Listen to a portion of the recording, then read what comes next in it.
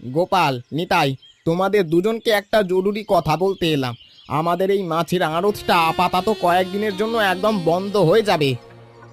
সে কি কথা হরেন বাবু, হুট করে এই ভর ভরা মরশুমে আড়ত বন্ধ হয়ে গেলে আমাদের কাজ থাকবে না, তখন আমরা দুই ভাই সংসার চালাবো কি করে?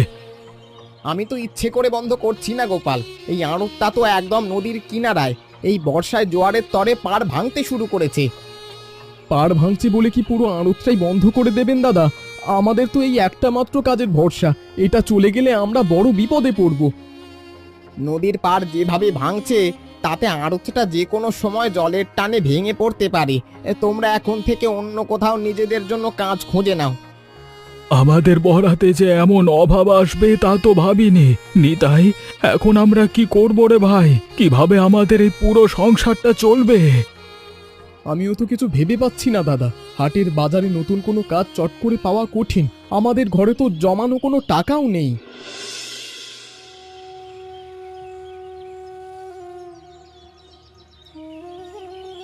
মা, আমার কলেজের পরীক্ষার ফি জমা দেওয়ার শেষ তারিখ কিন্তু চলে এলো। এখনই টাকা না দিলে ওরা আমার নাম খাতা থেকে একেবারে কেটে দেবে। আমার কাছে এখন কোনো টাকা পয়সা নেই রে পূজা। তোকে তো কতবার বলেছি এই সময় আমার কাছে একদম টাকা চেয়ে মিছে বায়না করিস না। আমি টাকা চাবো না তো কার কাছে চাবো মা? আমার পড়াশোনা কি তবে মাঝপথে বন্ধ হয়ে যাবে একেবারে? আমি কি আর কলেজে যাব না?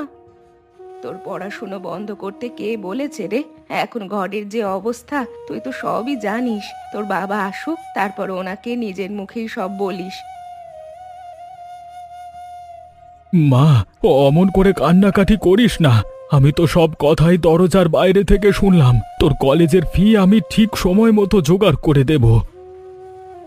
বাবা, তুমি এসে গেছো? কলেজে স্যার কিন্তু বলেছেন আর মাত্র 2 দিন সময় আছে, এর মধ্যে টাকা না দিলে বড় ক্ষতি হয়ে যাবে। তুই ওসব নিয়ে একদম ভাবিস না মা। আমি যখন তোকে নিজে মুখে কথা দিয়েছি তখন তোর পড়ালেখা বন্ধ হবে না। তুই মন দিয়ে বই খোল।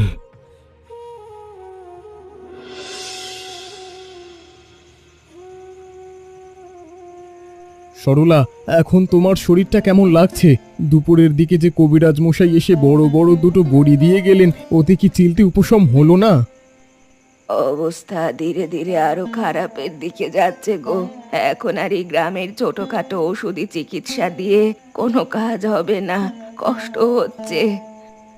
কবিরাজ তো বললেন তোমাকে বড় কোনো শহরের নামকরা হাসপাতালে নিয়ে গিয়ে ভালো করে পরীক্ষা করতে হবে, কিন্তু আমার তো এখন হাত একেবারে খালি। তুমি তো সকাল থেকে আড়তের কাজে ছিলে। হরেন বাবু কি তোমাদের এই মাসের খাটুনির পাওনা টাকাটা আর চটপট মিটিয়ে দিলেন না? পাওনা টাকা তো দূরের কথা সরলা, আজ থেকে আমাদের আড়তের কাজটাই একেবারে চলে গেল। নদী ভাঙনের জন্য আতরটাই এখন বন্ধ হয়ে গেছে। এই বিপদের দিনে কাজটাও চলে গেল। তাহলে আমার এই বড় চিকিৎসা এখন কিভাবে হবে? ডাক্তার দেখানোর টাকা আমরা কোত্থেকে জোগাড় করব গো? তুমি একদম মনে কষ্ট পেও না সরলা, আমি কাল সকাল থেকেই হাটের দিকে গিয়ে নতুন কাজ খোঁজার চেষ্টা করছি। কাজ পেলেই তোমায় শহরে নিয়ে যাব।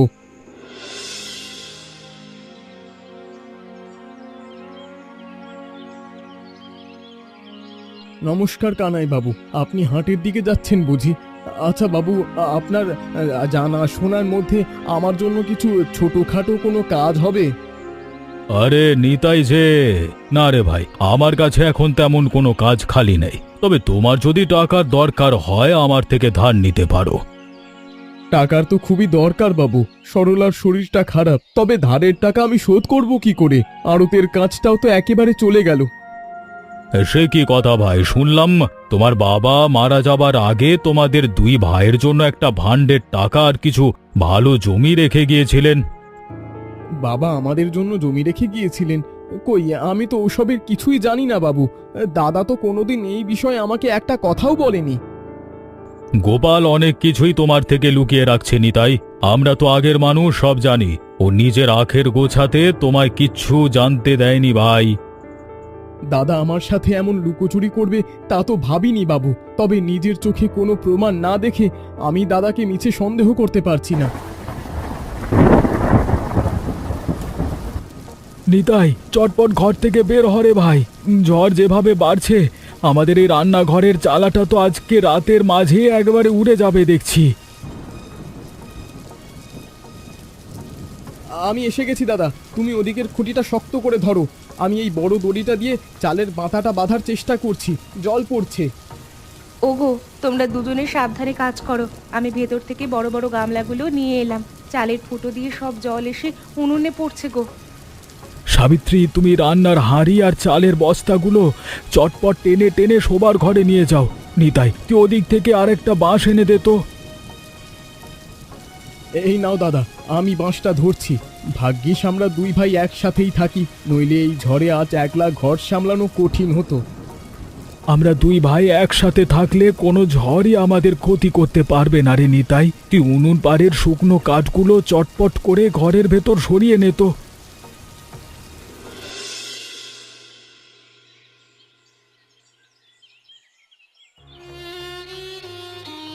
দাদা, একটা জরুরি দরকার ছিল রে। সরলার অবস্থা আজ সকাল থেকে আরো অনেক খারাপ হয়েছে, ওকে চটপট শহরের হাসপাতালে নিয়ে যেতে হবে। সে কি রে, বৌমার শরীর এত খারাপ হলো কি করে? কিন্তু নিতাই, আমার কাছে এখন কোনো টাকা থাকলে তোকে আমি আজকে অবশ্যই দিতাম রে ভাই। তোমার কাছে চিনতে টাকাও হবে না দাদা, ডাক্তারবাবু বলেছেন আজ বিকেলের মধ্যে ওষুধ না কিনলে সরলার বড় ক্ষতি হয়ে যেতে পারে। আমি তোকে কিভাবে বোঝাই রে নিতাই, আজকে পূজার কলেজের ফি জমা দেওয়ার শেষ দিন। টাকা জোগাড় করতে না পেরে ওকেও আমি কলেজে পাঠাতে পারলাম না। তাহলে এখন উপায় কি হবে দাদা? তোমার কাছেও কোনো টাকা নেই, আমারও কাজ চলে গেল, আমরা তো একেবারে চারিদিক থেকে বিপদে পড়ে গেলাম। তুই অমন করে ভেঙে পড়িস না নিতাই। আমি বিকেলের দিকে হাটের মহাজনদের কাছে গিয়ে চিলতে ধারের জন্য হাত পেতে দেখবার চেষ্টা করছি।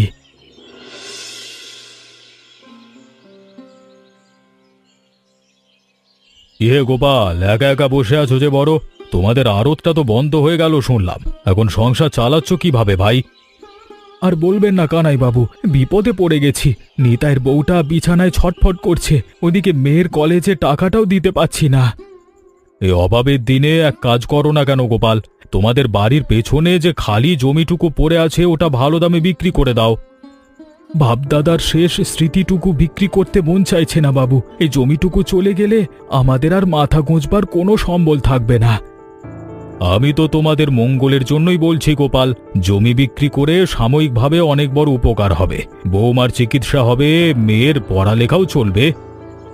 আপনার কথা ফেলে দেওয়ার মতো নয় কানাই বাবু, বিপদ তো চারিদিক থেকে ঘিরে ধরছে। আমি বাড়ি গিয়ে নিতাইয়ের সাথে একটু ভেবে জানাই।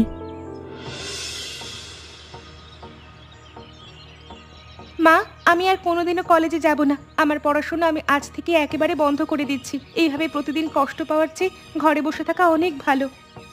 তুই এমন পাগলের মতো কথা বলিস না মা। তোর বাবা তো টাকার জন্য দিনরাত এক করে মানুষের দাঁড়ে দাঁড়ে ঘুরছে। তুই একটু ধৈর্য ধর। কত ধৈর্য ধরবো মা? বান্ধবীরা সবাই ফি জমা দিয়ে দিল, আর আমি টাকার জন্য রোজ স্যারেদের কাছে মাথা নিচু করে দাঁড়িয়ে থাকি। আমার লজ্জা করে। ঘরের এই অভাব তো তুই নিজের চোখেই দেখছিস রে পূজা। আমাদের হাত এখন একেবারে খালি। তোর বাবার মনটা তুই এভাবে কেঁদে আর ভেঙে দিস না মা। আমি তো কোনো বিলাসিতা চাচ্ছি না মা, শুধু পড়াশোনা করতে চাচ্ছি। কপালে যদি বিদ্যা না থাকে তবে এই দুঃখের সংসারে আমার চেয়ে বড় অভাগী আর কেউ নেই। তুই শান্ত হ মা, একটু ভগবানকে ডাক। মানুষের দিন তো সবসময় একরকম যায় না। দেখিস, আমাদের এই অন্ধকার দিনও একদিন ঠিক কেটে যাবে। শান্তি কাকিমা, এই রোদ্দুরের মধ্যে তুমি ডোবার চিলতে জলের মধ্যে একা একা কি করছো গো? বালতির ভেতর ওগুলো কি মাছ নড়াচড়া করছে? এই তো পূজা, ডোবার পাশে দাঁড়িয়ে অনেকগুলো পুঁটি মাছ ধরলাম রে। সেই কত বছর আগে এই মাছের চপ খেয়েছিলাম, আজ বানাতে ইচ্ছে হলো। পুঁটি মাছের চপ? এই ছোট ছোট পুঁটি মাছ দিয়ে আবার চপ বানানো যায় নাকি কাকিমা? আমি তো কোনোদিন এই চপের কথা শুনিনি। লোকজনে কি এটা খায়? অনেকেই এই চপ চেনে না রে পূজা, কিন্তু এটা খেতে খুব সুস্বাদু হয়। পুঁটি মাছের সাথে মশলাপাতি মিশিয়ে ভাজলে চমৎকার লাগে খেতে। আমাদের ঘরে তো পুঁটি মাছের কোনো অভাব নেই কাকিমা, ডোবা নালায় প্রচুর আছে। কিন্তু এই চপ কিভাবে বানাতে হয় আমি তো একটুও জানি না। তুই ওসব নিয়ে একদম চিন্তা করিস না মা, আমি তোকে এই চপের পুরো রেসিপি খুব ভালো করে শিখিয়ে দেব। তুই একদিন আমাদের বাড়িতে চলে আসিস। বাবা, কাকু, তোমরা দুজনে এই অভাবের দিনে আর মিছে মন খারাপ করে বসে থেকো না। আমি তোমাদের জন্য একটা উপায়ের কথা ভাবছি। তুই আবার কি উপায়ের কথা বলছিস রে মা? আমাদের তো আড়তের কাজটাই চলে গেল। এখন মাথা গোঁজবার জমিটুকু বাঁচানোই আমাদের কাছে সবচেয়ে বড় দায়। আমাদের ডোবায় তো প্রচুর পুঁটি মাছ আছে বাবা। আমরা যদি সেই পুঁটি মাছ ধরে বাজারে মচমচে চপ বানিয়ে বিক্রি করি তবে কিন্তু ভালো হতো। পুঁটি মাছের চপ? সব ছোট মাছের চপ বাজারে আবার কে খাবে রে মা? লোকজন এসব কথা শুনলে হাসাহাসি করবে, উল্টে আমাদের আরো অনেক লোকসান হবে। তোমরা একবার আমার কথাটা বিশ্বাস করো কাকু, শান্তি কাকিমা এই চপ ভালো বানাতে পারে। আমি ওনার থেকে রেসিপি একদম নিজের মাথায় গেঁথে নিয়ে আসবো। নিতাই ঠিকই বলেছে রে পূজা, এই চপ আমাদের গায়ের হাটে আদেও কেউ কিনবে বলে তো মনে হয় না। এই বিপদের দিনে ফালতু খরচ করবার মতো পয়সা তো নেই। তোমরা একটাবার অন্তত চেষ্টা করে দেখো না বাবা। আমি তোমার কাছে হাত জোড় করে বলছি, ভালো না হলে আর কোনোদিনও আমি তোমাদের কিচ্ছু বলবো না।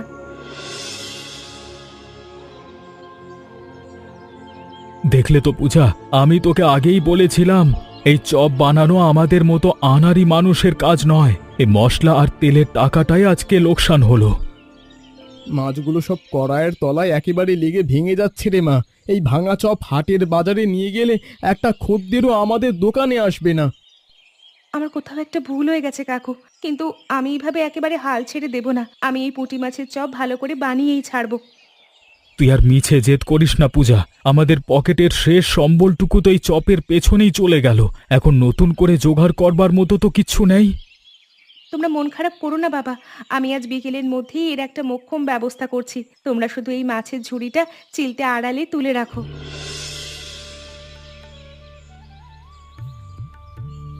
কাকিমা, এই চপটা দেখতে তো চমৎকার হয়েছে গো। আমি একটা মুখে দিয়ে দেখি। বাহ, এটা খেতে তো সত্যিই মুচমুচে আর সুস্বাদু হয়েছে। হ্যাঁ শান্তি, তুমি একদম ঠিক কথাই বলেছ। পুঁটি মাছের যে এমন স্বাদ হতে পারে তা তো আগে কোনোদিন ভাবিনি। এই চপ হাটে নিয়ে গেলে ভালোই হবে।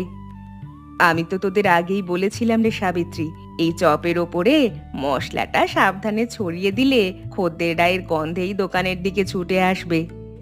মা, তুমি চটপট এই চপগুলো বড় থালায় তুলে রাখো দেখি। বাবা আর কাকু হাট থেকে ফিরলেই ওনাদের আগে এই গরম গরম চপ একটা খাইয়ে দেখতে হবে। তোর বাবা তো হাটের মোড়ে কাজের খোঁজে গেছে রে পূজা। তুই চপগুলো কাপড়ে ঢেকে রাখ, ওনারা এলেই আমরা সবাই মিলে একসাথে খেতে বসবো।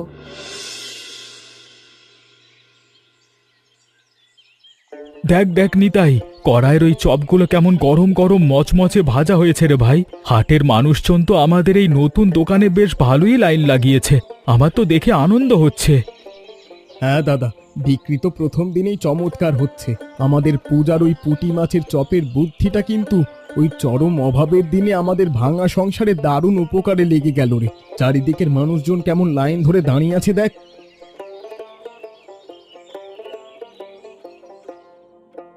কি হে গোপাল, নিতাই, তোমরা এখানে দুই ভাই একসাথে বসে এই ছোট পুঁটি মাছের কি সব ছাইপাশ ভাজা পোড়া বিক্রি করছো? তা কেমন ব্যবসা হচ্ছে তোমাদের? ভালো লাভপতি হচ্ছে তো নাকি নাকি শুধুই খাটুনি? আর বলবেন না কানাই বাবু, ওপরওয়ালার অশেষ দয়ায় আমাদের ঘরের এতদিনের অভাব আশা করি এবার এক নিমেষে মিটে যাবে। এই পুঁটি মাছের চপ হাটের বাজারে বেশ ভালোই বিক্রি হচ্ছে, সবাই প্রশংসা করছে। তা তো চোখের সামনে দেখতে পাচ্ছি ভাই। তবে বাবু, এই সামান্য পুঁটি মাছের ছোটখাটো চপ বিক্রি করে প্রতিদিন আর ক টাকাই বা লাভ হবে? তার চেয়ে পেছনে জমিটা আমার কাছে বিক্রি করলেই বেশি ভালো করতে। না কানাই বাবু, আমাদের আর সেই বাপ দাদার শেষ জমিটুকু বিক্রি করার কোনো দরকার হবে না। আমরা দুই ভাই মিলে দিনরাত খেটে এই চপ বিক্রি করেই আমাদের ঘরের সমস্ত অভাব দূর করে ফেলবো। আপনি নিজের চোখে দেখেন। পূজামা, আজকে হাটের এই পথে এত মানুষজন চারিদিকে ঘুরছে, অথচ আমাদের এই চপের দোকানের সামনে একটা খদ্দেরও কেন এসে দাঁড়াচ্ছে না? সকাল থেকে মন খারাপ লাগছে, বিক্রি বাটা একদম বন্ধ। আমিও তো সকাল থেকে ওটাই এক মনে ভাবছি বাবা। কাল তো হাটের মানুষজন এই পুঁটি মাছের চপ নেওয়ার জন্য লাইন দিয়েছিল, আজ সবাই দূর থেকে আমাদের দোকান দেখে মুখ ঘুরিয়ে চলে যাচ্ছে কেন? কিছুই তো বুঝছি না। গোপাল, পূজা, তোমরা এখানে এমন শুকনো মুখ চুন করে বসে আছো কেন? আমি তোমাদের এই চপের ব্যবসা নিয়ে গ্রামের ভেতর থেকে একটা খারাপ আর নোংরা খবরের কথা শুনতে পেয়ে ছুটে চলে এলাম। কি হয়েছে বৌদি, একটু পরিষ্কার করে বলুন তো। চারিদিকের এই লোকজন আমাদের দেখে অমন ফিসফিস করে কি সব বলাবলি করছে। আমাদের ওই দোকানে কেউ একটা চপও কিনতে আসছে না কেন? নতুন কোনো সমস্যা হলো? ওই শয়তান আর কুটিল কানাই বাবু পুরো গ্রামের মানুষের কাছে রটিয়ে দিয়েছে যে তোমরা নাকি বাসি আর পচা পুঁটি মাছ দিয়ে এই চপগুলো বানাচ্ছ, তাই তোমাদের চপ খেলে নাকি লোকজনের বড় অসুখ বিসুখ হবে। এই মিথ্যে কথাটা কানাইবাবু গ্রামের সবার কাছে এমন ভাবে রটিয়ে দিল কাকিমা। আমরা এত কষ্ট করে ডোবা থেকে টাটকা মাছ ধরে এনে চপ বানালাম, আমাদের এই ব্যবসাটাও এক নিমেষে শেষ করে দিল।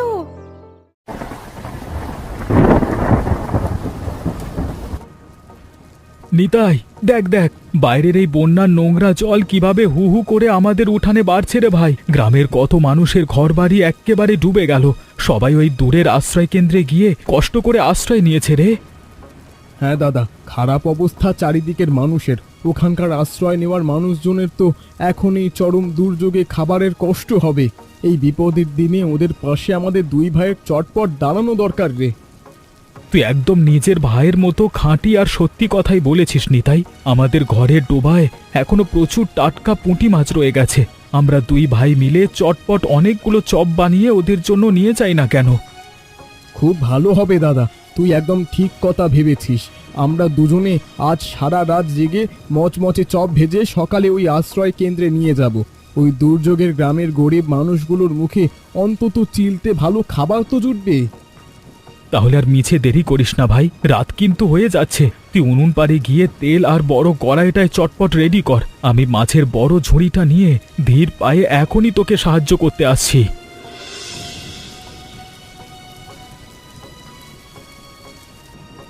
তোমরা সবাই একটু এদিকে এসো। এই বিপদের দিনে গোপাল আর নিতাইয়ের হাতের গরম গরম পুঁটি মাছের চপগুলো খেয়ে নাও। দেখো, তোমরা অন্যের মিথ্যে কুৎসায় কান দিয়ে দুটো সোনার টুকরো ভাইকে কতখানি খারাপ ভেবেছিলে। আপনারা মনের ভেতরে আমাদের প্রতি আর কোনো ক্ষোভ রাখবেন না। কানাইবাবুর মিথ্যে কথায় ভুলে আপনারা আমাদের দোকানে আসা বন্ধ করেছিলেন, কিন্তু আমরা কোনো দিনও পচা বা বাসি মাছ দিয়ে চপ তৈরি করি না, সব টাটকা মাছ। আমরা শুধু আপনাদের এই সংকটের দিনে চিলতে সাহায্য করতে এসেছি বৌদি। আমাদের কোনো অন্যায় ছিল না। আপনারা সবাই আজ মন ভরে এই চপগুলো খেয়ে নিন। আপনাদের একটু উপকার হলেই আমাদের এই কষ্টের খাটুনি সার্থক হবে। গ্রামের এই চরম দুর্যোগের দিনে এরাই আপন মানুষের মতো তোমাদের মুখে অন্ন তুলে দিল রে। কানাইবাবুর মতো একটা হিংসুটে আর কুটিল মানুষের কথায় কান দিয়ে তোমরা আমাদের ঘরের ছেলেদের ব্যবসাটা একেবারে বন্ধ করে ভুল করেছিলে। বৌদি, ওসব পুরনো দিনের দুঃখের কথা এখন আর না তোলাই ভালো। সবাই মন দিয়ে খেয়ে নিক। গ্রামের এই মানুষজন চপ খেয়ে চিলতে তৃপ্তি পেলেই আমাদের এই সারা রাতের খাটুনি আর পরিশ্রম এক নিমেষে সার্থক আর সফল হবে। নিতাই, আজকে বাজারে আমাদের এই পুঁটি মাছের চপের বিক্রি কিন্তু আগের চেয়েও ভালো হচ্ছে ভাই। আমাদের সব মানুষ এখন নিজেদের ভুল বুঝতে পেরে আমাদের এই সততার আসল মূল্যটা ভালো করে বুঝতে পেরেছে। হ্যাঁ দাদা, মানুষ অবশেষে তাদের ভুলটা ধরতে পেরেছে। তবে আমার নিজের মনের ভেতর একটা বড় অপরাধবোধ কাজ করছে। তোমার একটা সত্যি কথা আজ না লুকিয়ে নিজের মুখেই পরিষ্কার করে বলি রে দাদা। কিসের অপরাধবোধের কথা বলছিস নিতাই? তুই হলি আমার নিজের ছোট ভাই। তুই আমার কাছে কোনো কথা মনে না লুকিয়ে একদম পরিষ্কার করে বল, তোর মনের ভেতরে এমন কি নতুন কষ্টের কথা লুকিয়ে রেখেছিস শুনি ভাই। ওই চালাক কানাইবাবু আমার মনের ভেতর তোমার নামে বিষ ঢোকানোর চেষ্টা করেছিল দাদা। বলেছিল তুমি নাকি বাপ দাদার সম্পত্তির বড় ফান্ডের টাকা আর শেষ জমিটুকু আমার থেকে লুকিয়ে নিজের নামে একেবারে কুক্ষিগত করে রেখেছো। ওই শয়তান লোকটা আসলে আমাদের দুই ভাইয়ের আজীবনের মিল ভাঙবার একটা নোংরা ফোন দিয়ে এঁটেছিল ভাই। আমাদের এই একতার ভালোবাসা দেখে ওনার মনের ভেতরে হিংসে হতো। তুই তো ওনার চতুর স্বভাব সব জানিস। আমি ভুল করে ওনার কথা বিশ্বাস করতে গিয়েছিলাম দাদা, কিন্তু আর কখনো এমনটা হবে না। এবার থেকে আমরা দুই ভাই মিলে একই সাথে এই চপের ব্যবসা করব আর নিজেদের পুরো সংসারের সমস্ত দায় দায়িত্ব সমানভাবে একসাথে মিলেমিশে পালন করব।